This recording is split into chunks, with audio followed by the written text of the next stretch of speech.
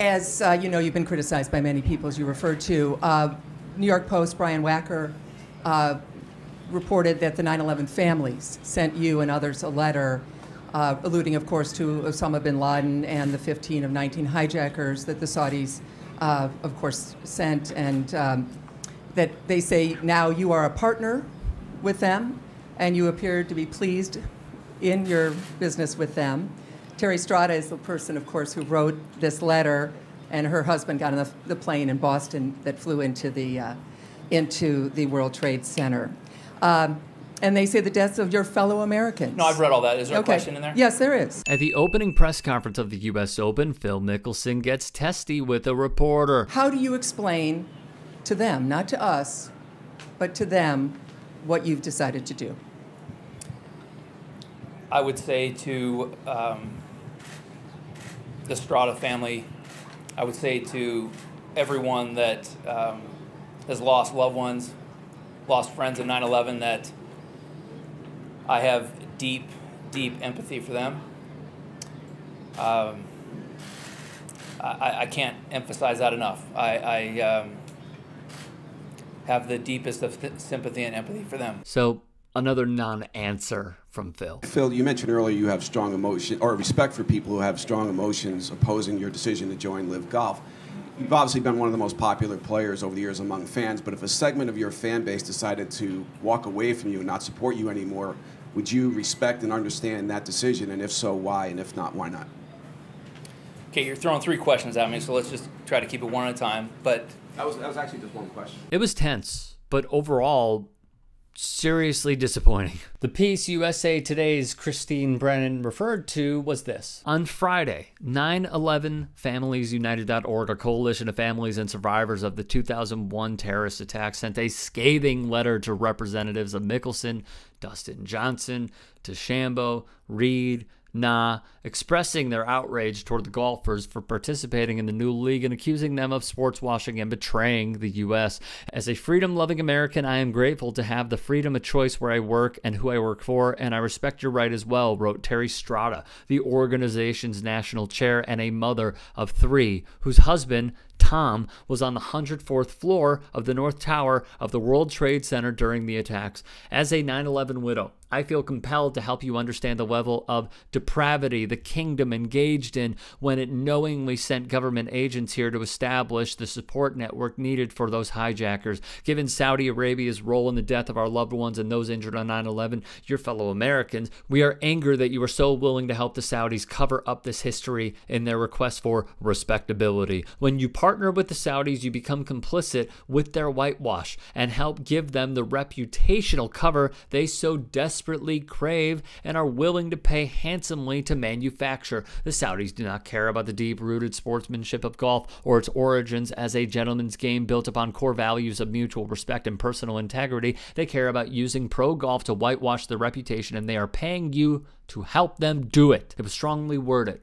Mickelson instead sympathized or empathized, depending on which word he chose in any given sentence, but chose not to answer Brennan's question. The fact remains, those who joined Live Golf, among the biggest names to even some of the smaller ones, they are indeed stooges. They are indeed taking at least their part, playing their part in sports washing the image of the Saudis, and they don't care. You know why? Because they're laughing straight to the bank with it. Last week, Rory McIlroy gave this gem of a quote appearing to take aim at Lefty and co. Any decision that you make in your life that's purely for money usually doesn't end up going the right way. Obviously, money is the deciding factor in so many things in this world, but if it's purely for money, it doesn't seem to go the way you want it. Lefty didn't even appear to believe what he was saying, wrote CBS Sports. He put a price on his pride as a competitor and as an athlete, and somebody bought it for the purpose of wielding his name, image, and likeness for their own ambitions. If these are the media rights that so rankled Mickelson, let's hope he priced them high enough. Mickelson walked to the microphone with the hang-dog look of a man who traded something he didn't want to lose for something he'll never be able to keep. Gone was the bravado that has become as much a part of who he is as any sort of shape or on-course strategy he's deployed over the years. This moment in time was bereft of a man who has always desired to be at the center of the golf universe. Last week, there was a theme with Phil Mickelson, remember?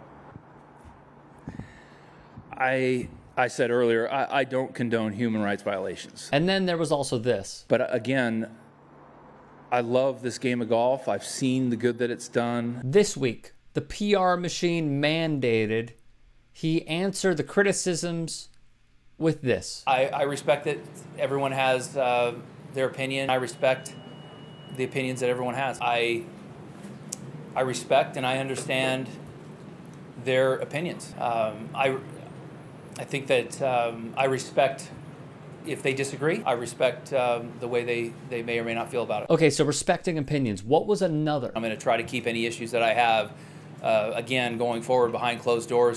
Those discussions should be held privately and behind closed doors. I'll try to, going forward, be a lot more thoughtful with my words and actions and try to keep a lot of those things behind closed doors. This man is not being truthful because he cannot afford to be. The reason I play this is to show he is being coached over and over again to not give truthful answers.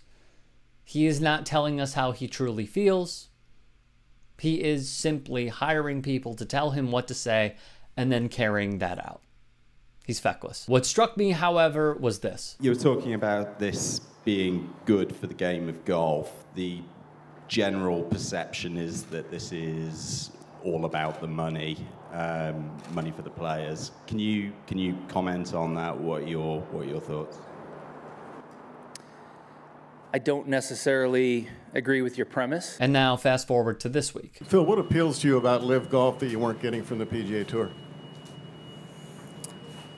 I think that there's an obvious, incredible financial commitment. It is a financial commitment indeed. If unaware, Phil is reportedly making $200 million just for signing LIV Golf's dotted sports washing line. No one knows what Lefty is feeling internally, but it's obvious what we saw Monday. A man ashamed of his choices, ashamed of the position in which he's put himself and the sport. There are several lessons to be learned here. Though someone's services can be bought and sold, you can't commercialize the inner being. The emotions of the heart do not deal in economics. A few months ago, you were reported as describing the Saudis as scary. What did you mean by that? And if they're that scary, why are you here, given that they're bankrolling this tournament? Well, certainly I've said and done a lot of things that I regret, and I'm sorry for that and for the hurt that it's caused a lot of people. I don't condone human rights violations at all. But isn't there a danger that you're also being seen as a tool of sports washing, an attempt to try and improve the image of a human rights abusing regime through sport, and that ultimately you could be seen as a Saudi stooge, and that could tarnish your legacy? Is that you comfortable with that?